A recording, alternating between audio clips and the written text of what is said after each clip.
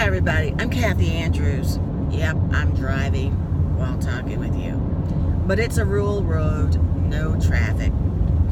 I just want to tell you that there are ways that you can make money without working for one employer. That's right. Since I've been here in South Carolina, I've encountered some extremely abusive employers, places where it's just gossipy and pettiness tends to run the place. So I decided to find a better way to make a living, to become financially secure, and to have a better safety net for myself and for family members. So I decided to contract. That's right, not with one, not with two, but with many employers, are people who have the money. Say they don't want to write a press release. That's my expertise.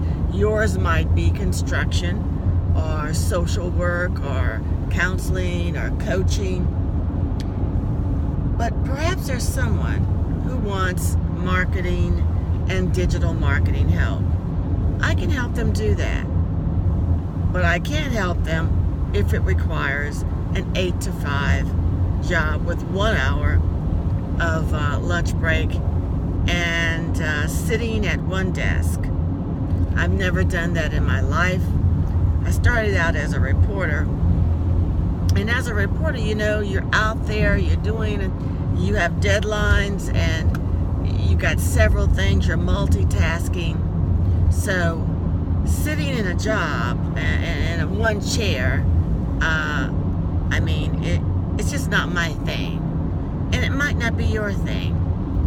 I recall asking a billionaire, he is well known in the world, and I asked him, why did you start your company? And he said, matter of fact, he said, maybe I just didn't want to work for anyone else. He was extremely poor, grew up in a poor family, several brothers and sisters. But he came up with an idea. In fact, he's come up with several ideas. Some of them have failed. Some of them have been successful. And those successes, out of hundreds of failures, made him a billionaire. So now he doesn't have to depend on one person, one corporation. He doesn't have to deal with the abuse that sometimes comes with the job.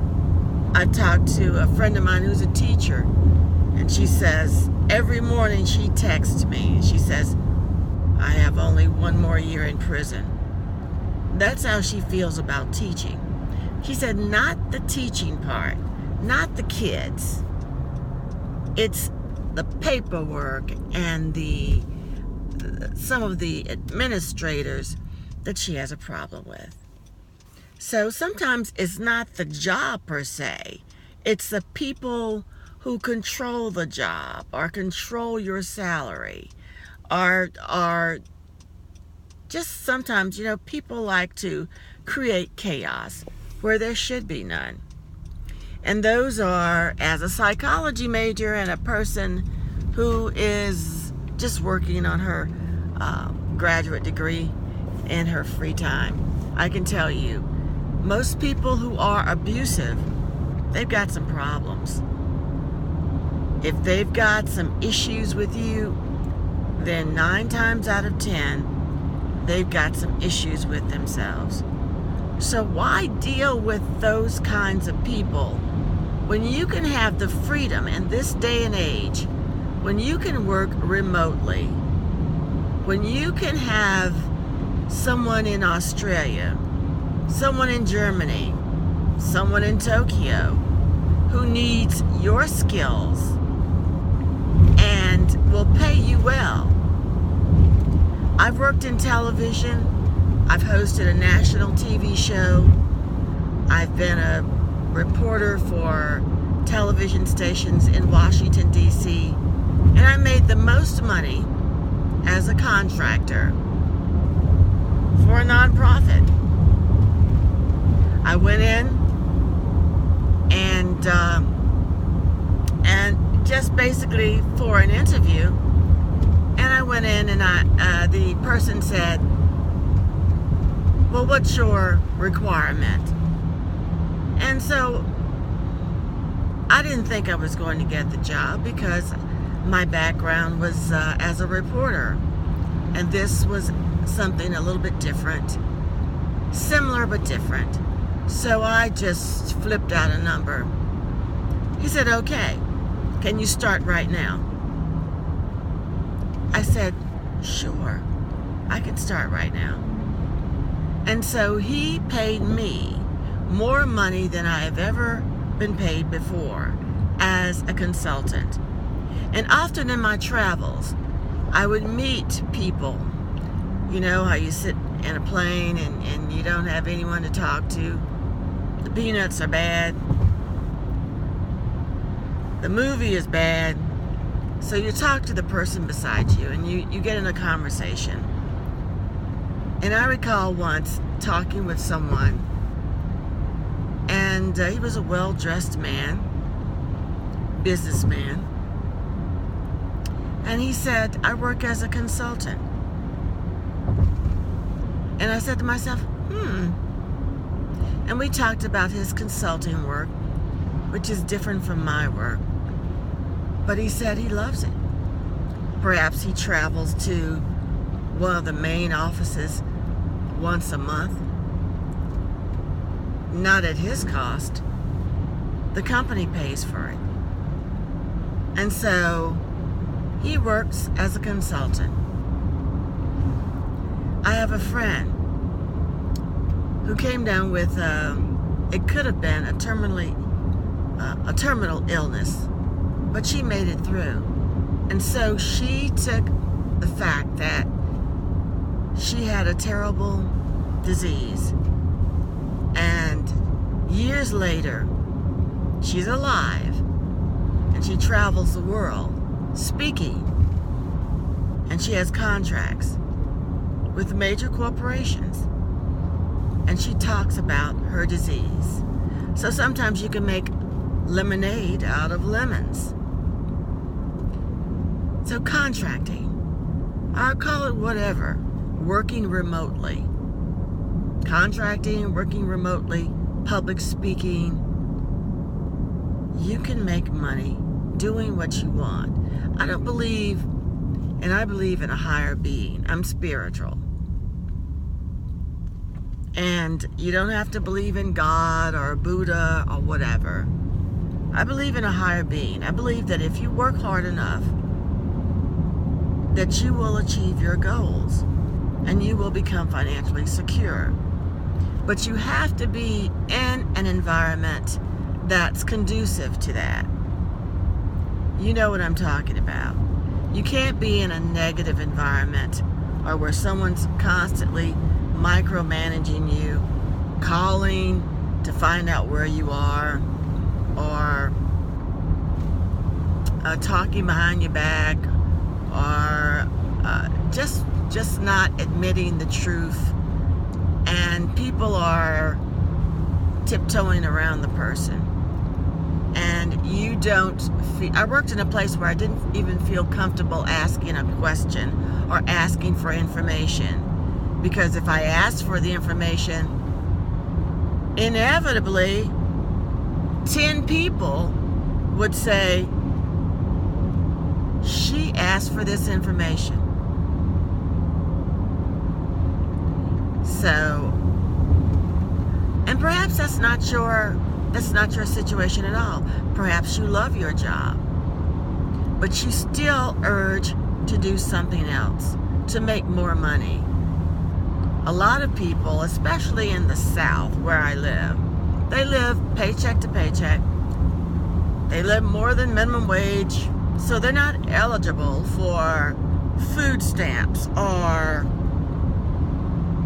I don't know if they have welfare in the South. I guess I should know, but they're not eligible for any type of federal help because they make a few $1,000s more than they should. But yet they're living paycheck to paycheck.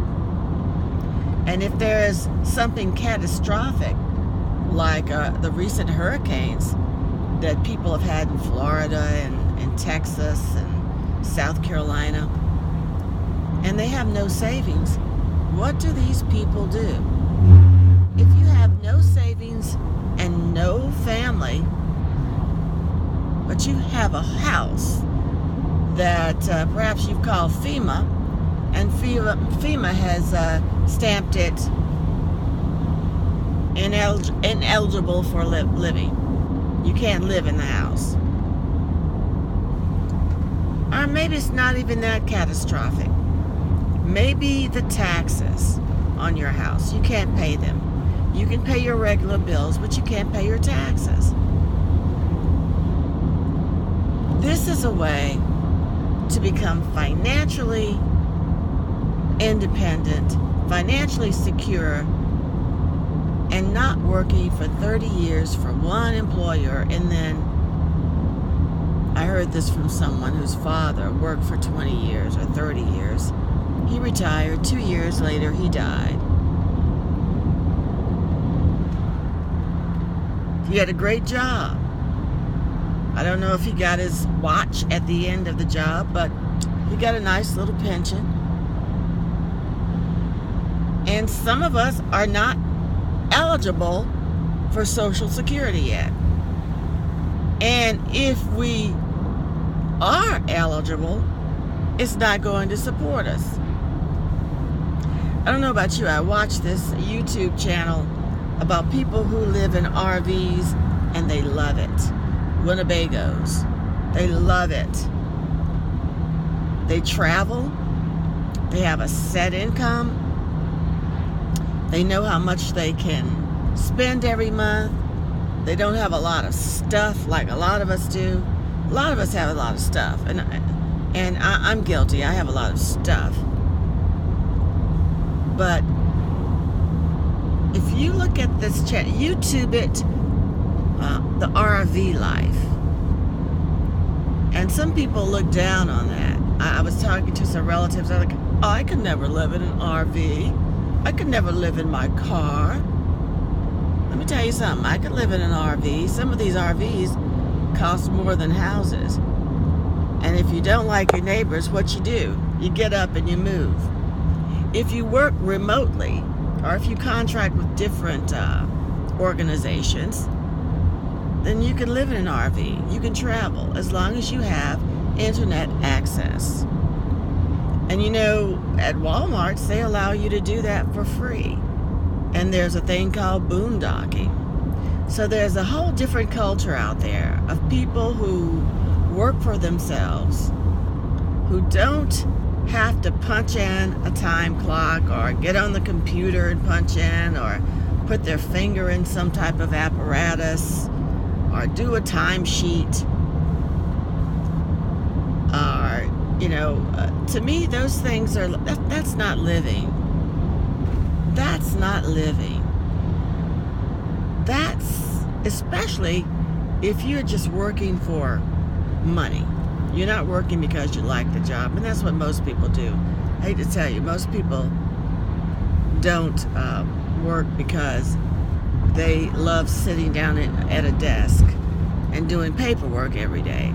They work because they have to pay the light bill, the car note, the mortgage, the insurance, and the taxes.